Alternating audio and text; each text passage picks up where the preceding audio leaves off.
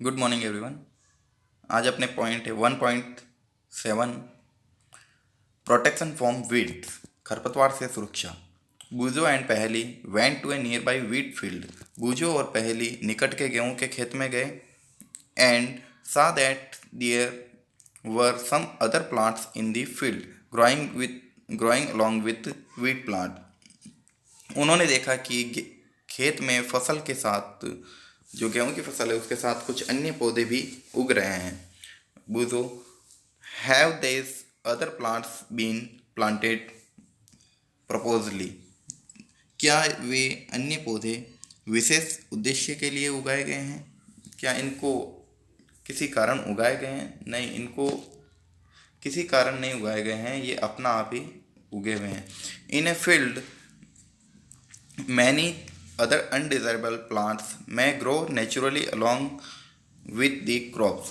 तो खेत में कई अन्य जो अनडिजायरेबल अवांछित पौधे होते हैं वो ग्रो करते हैं, वृद्धि करते हैं नेचुरली, यानी कि उन्हें किसी के द्वारा लगाने की ज़रूरत नहीं होती, वो अपना आप ही उगते रहते हैं क्रॉप के साथ। दिस अनडिजायरेबल प्लांट्स, जो ये अनडिजायरेबल प्लांट है, अवांछित पौधे हैं जिनको किसी ने उगाया नहीं है, प्रकृति के द्वारा अपने आप ही उगे हुए हैं, इनको आर कॉल्ड वीड्स। इनको हम वीड्स बोलते हैं, यानी कि खरपतवार बोलते हैं।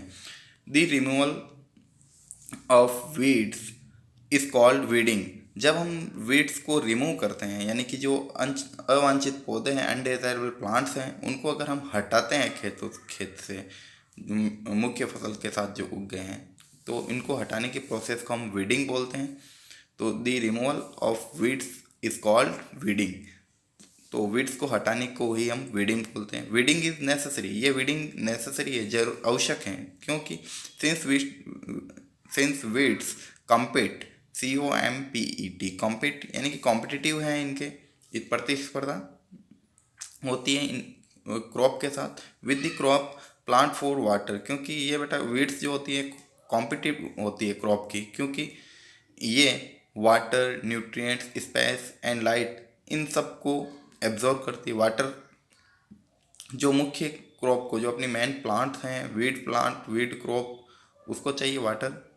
पर वीड्स जो होती है जिसकी हमें कोई आवश्यकता नहीं है, वो वाटर को, न्यूट्रिएंट्स को और स्पेस, जो भूमि में स्पेस है उसको भी ये कवर करती है, और लाइट, जो सनलाइट होती है, उसको भी ये एब्जॉर्ब कर लेती है।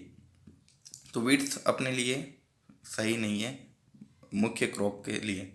दस they affect the growth of the crop, और इसका अफेक्ट, प्रभाव पड़ता है अपनी मुख्य फसल पर, क्योंकि इसकी वृद्धि रुक जाती है मुख्य क्रॉप की, जो अपने वीट क्रॉप है।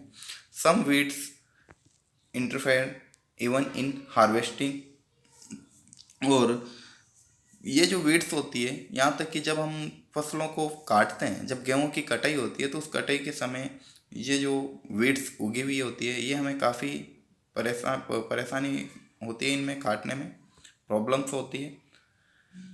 एंड में बी पॉइजनस, और काफ़ी बार ये वीड्स जो होती है पॉइजनस, यानी कि जहरीली भी होती है। किसके लिए? For animals and humans being, यानी कि जानवरों के लिए। काफ़ी बार जानवर ये जो अवांछित पौधे हैं, इनको खाने से जहरीले होते हैं, तो कुछ भी हार्मफुल हो सकते हैं इफेक्ट ह्यूमंस के लिए भी। Farmers adopt many ways to remove weeds. तो फार्मर बहुत सारे तरीके अपनाता है कि वो किसी भी प्रकार से वीड्स को हटाएं। तो एंड कंट्रोल दियर ग्रोथ, और उसकी वीड्स की जो ग्रोथ है उसको कंट्रोल किए रहे करता रहे। तो टीलिंग एक प्रोसेस है। टीलिंग में क्या होता है कि जितने भी वीड्स हैं इनको हटाया जाता है। Before sawing of crop, tilling की जाती है सॉइंग ऑफ क्रॉप, यानी कि फसल बोने से पहले। Help in uprooting and killing of weeds. तो किसान इस प्रकार टीलिंग जब करता है, तो टीलिंग कब करता है? सॉइंग ऑफ क्रॉप, जब फसल को बोता है उससे पहले जितने भी वीड्स उगी हुई हैं उनको अपरूट कर देता है, पूरी जड़ों से ही हटा देता है उसके ऊपर ट्रैक्टर जुताई वगैरह करके।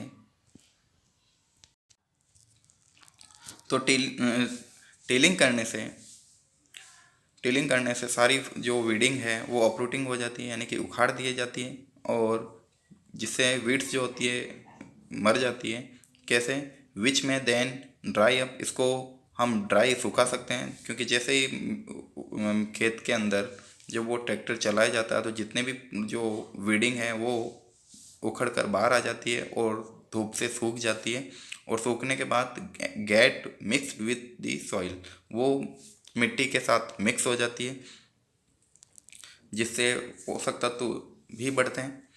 The best time for the removal of weeds is before they produce flower and seeds.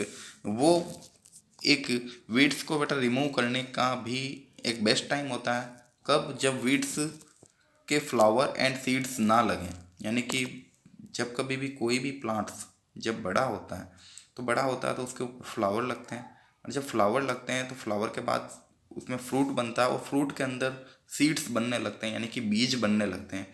तो हमें वीड्स को रोकना, उसकी ग्रोथ को रोकना, तो वीड्स की ग्रोथ रोकना सबसे ज़्यादा बेस्ट ये रहेगा कि उसके फ्लावर बनने से पहले ही वीड्स को हम हटा दें खेतों से, तो हमें लंबे समय तक वीड से सुरक्षा मिलेगी। तो यानी कि वीड से प्रोटेक्ट करने के लिए हमें यही करना होगा कि उसके फ्लावर एंड सीड्स ना लगें, उससे पहले ही हमें वीड्स को रिमूव कर देना है। The manual removal includes physical removal of weeds by uprooting or cutting them close to the ground। तो वीड्स को हम मैनुअल तरीके से भी हटा सकते हैं। इंक्लूड फिजिकल रिमूवल, जैसे कि भौतिक प्रकार से हटाने के लिए वीड्स में अपरूटिंग, यानी कि जड़ से ही उखाड़ देना, या कटिंग देम, और उनकी कटिंग करना। कटिंग कहाँ से? कि मेन जड़ों से ऊपर तक। तो मैनुअल रिमूव से हम वीड्स को जड़ों सहित उखाड़ सकते हैं, और अगर हमें उन्हें काटना है तो उसको ग्राउंड ज़मीन से सटे हुए काटना है, टाइम टू टाइम, समय समय पर। This is done with the help of a khurpi. तो ये हम खुरपी की सहायता से कर सकते हैं, ताकि हम ग्राउंड लेवल तक हम उसको काट सकें। ए सीड ड्रिल का भी उपयोग कर सकते हैं। Is also use to uproot weeds, और सीड ड्रिल का उपयोग से भी हम उसको उखाड़ सकते हैं, uproot weeds. Weeds are also control by using certain chemical. वीड्स को हम कुछ केमिकल से भी, निश्चित केमिकल से भी हम कंट्रोल कर सकते हैं, नियंत्रित कर सकते हैं। इट इज़ कॉल्ड वीडीसीडीज, जिसको हम वीडीसीडीज यानी कि खरपतवार नाशी बोलते हैं।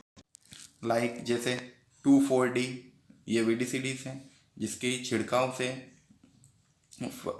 वीड्स को किल कर सकते हैं।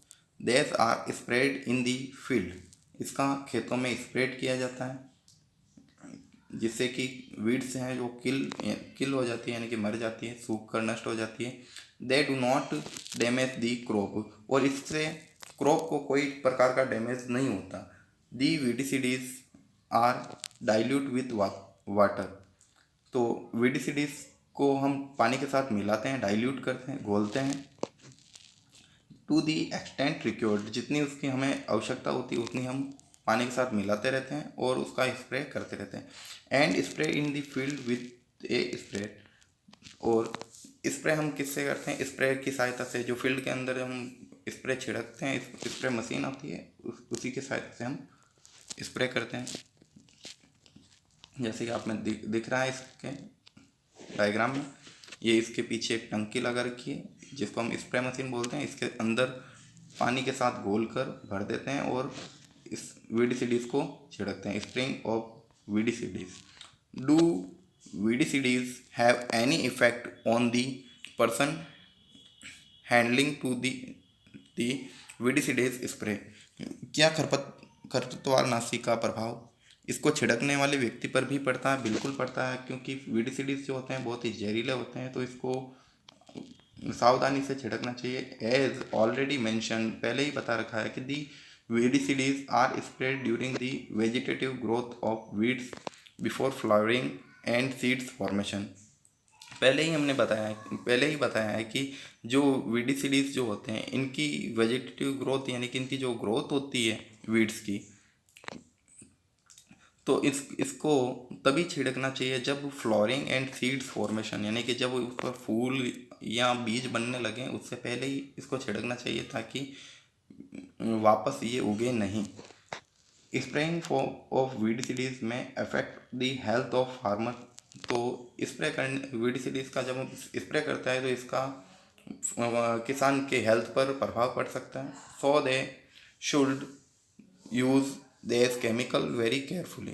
तो इसका बहुत ही सावधानी से उपयोग करना चाहिए. They should cover their nose and mouth. इससे जब भी उपयोग करें इसका तो नोज़ को कवर करें और माउथ को भी कवर करें किसी कपड़े से with a piece of cloth during spraying of this chemical. जब केमिकल का छिड़काव करें तो पूरा का पूरा ढकना चाहिए मुंह को. नेक्स्ट है 1.8 हार्वेस्टिंग. नेक्स्ट पढ़ते हैं.